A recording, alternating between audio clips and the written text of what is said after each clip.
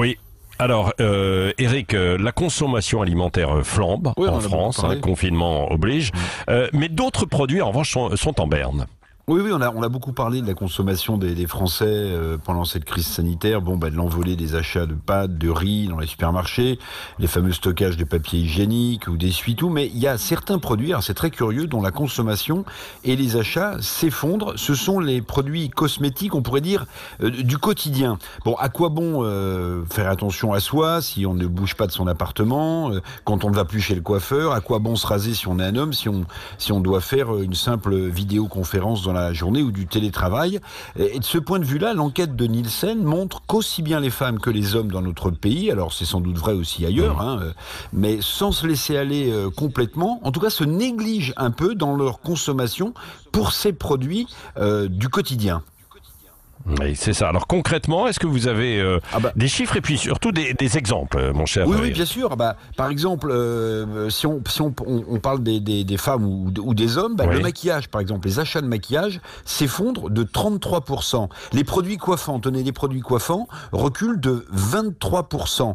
Les maquillages femmes ou les rouges à lèvres, 27%. L'après-rasage pour les hommes, moins 12%. Et si j'ose dire, le meilleur pour la fin ou presque, les déodorants s'effondrent de 11 à 15%. Alors, ces reculs montrent une attitude bien connue.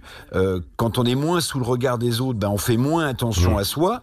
Alors, vous me direz, c'est peut-être regardé par le petit bout de la lorgnette, cette crise sanitaire, mais c'est très intéressant, parce que ces chiffres en disent long, à mon sens, sur notre comportement, sur notre attitude. Seuls, c'est à noter, les stocks de dentifrice affichent beaucoup de solidité dans notre pays, parce que, visiblement, les ménages ont eu peur d'en manquer. Pour le reste, beaucoup d'achats de produits cosmétiques, je viens vous le dire, et je viens vous donner des exemples, baissent.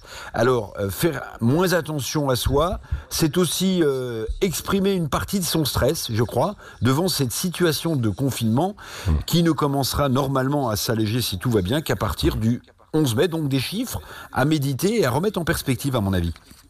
Oui, en tout cas, moi, les produits de rasage, c'est vrai que le budget a un peu diminué. Voilà. Ces derniers temps, comme les coiffeurs. Alors, vous savez que les coiffeurs pourraient quand même rouvrir. Réouvrir. Il y a oui, absolument. Alors, peut-être qu'on rachètera des produits coiffants, alors, à ce moment-là. Oui, c'est l'une des pistes. Non, mais il y a certains commerces qui sont en train d'étudier cette possibilité. Ça a été évoqué aussi par le ministre de l'économie, Bruno Le Maire.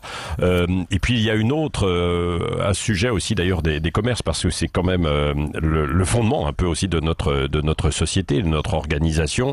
Il y a une ouverture aussi. Hier soir, on en parlera tout à l'heure à 9h.